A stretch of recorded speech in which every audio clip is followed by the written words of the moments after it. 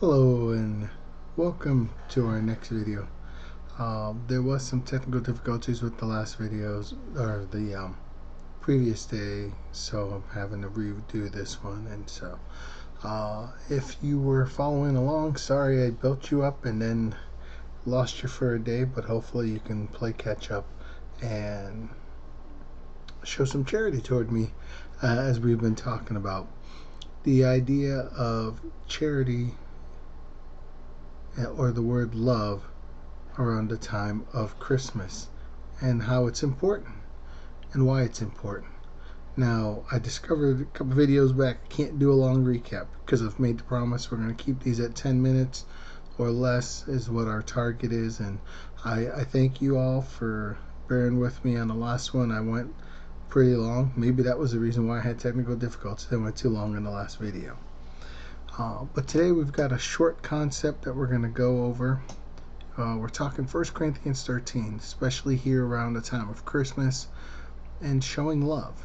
And hopefully you're able to do that during this holiday season. Hopefully you're able to show love and to show charity towards family, towards friends, co-workers, church members, so many different relationships that we have where we have the opportunity to show love, and sometimes we don't do it. And the Bible gives us clear direction about the importance of love and then what it actually is. And if you've noticed over these first couple days that we've done this, the idea of love, of charity, it's very, for lack of good English, it's very unselfish. It's very much about the other person. And hopefully we're seeing that as we've gone through this. And the first three verses we talked about why is love important, because all these acts we want to do won't have any value if we don't show love. And then we started going over the different descriptions and how it's important to demonstrate this, and how the evidence of love has been demonstrated by Jesus himself. So we're going to look at verse 6, and that's all we're going to do today. Verse 6, rejoiceth not in iniquity, but rejoiceth in the truth. Now, by no means am I making this a sermon or sermonette or anything to that effect, but there was one idea I thought that was really interesting. And I mean, I'm not going to tell you this is doctrine here, but it's a way I think to apply the story here, and hopefully it'll be a help to you. So when it says rejoiceth not in iniquity, do you ever take pleasure when somebody fails?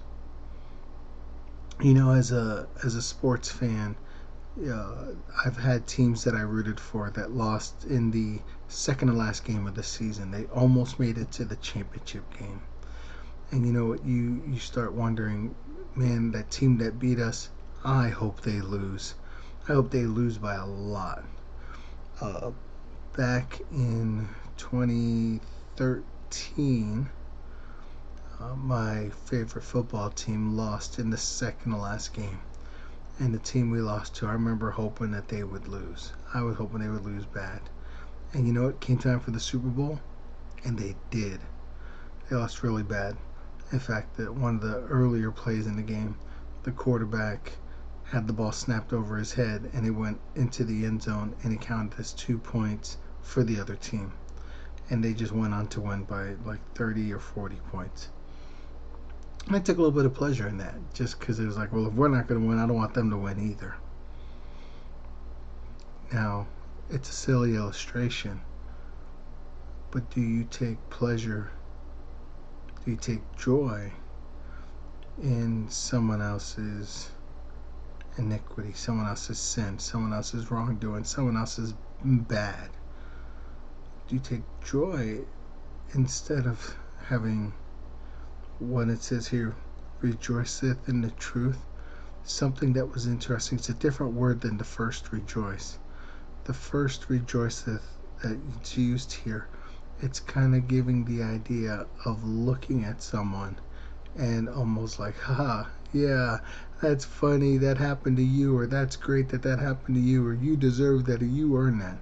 Whereas the second one that says rejoiceth in the truth, it's almost like I'm sharing it with you, I'm celebrating with you the truth that you're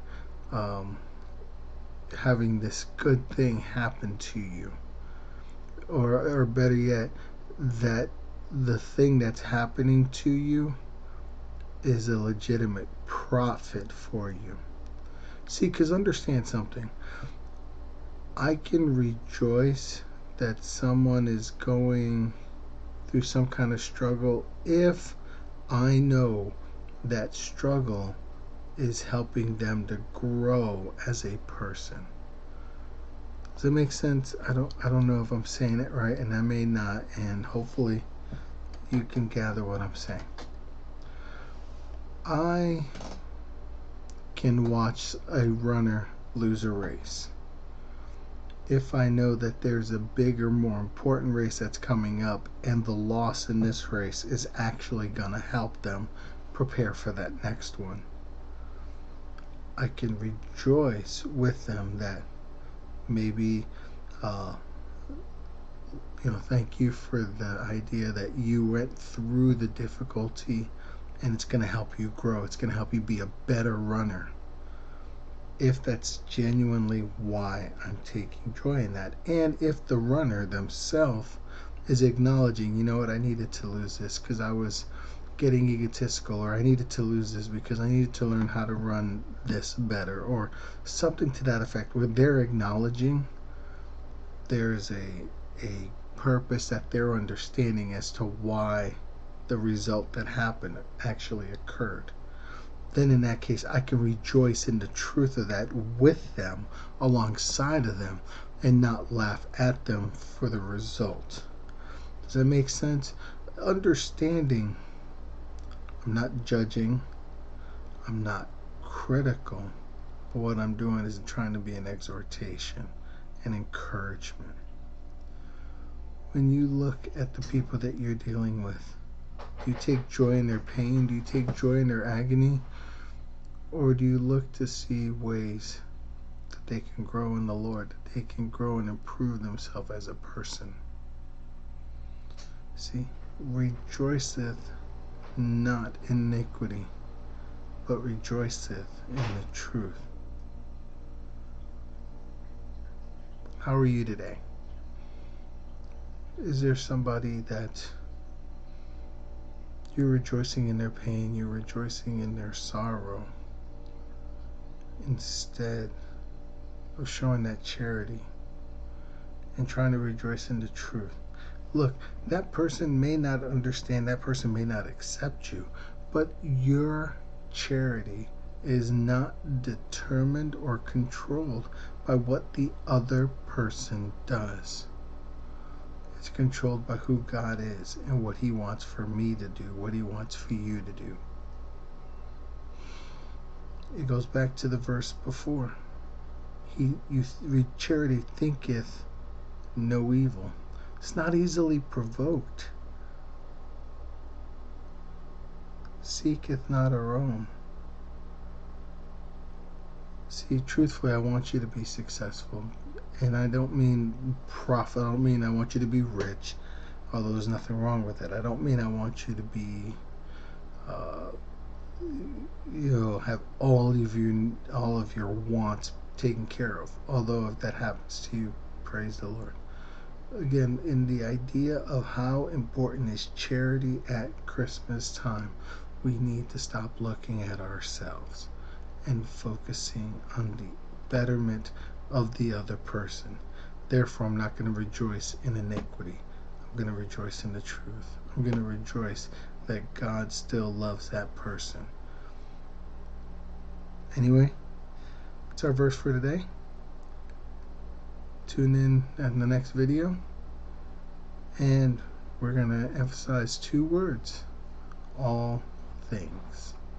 Till the next time, have a great day.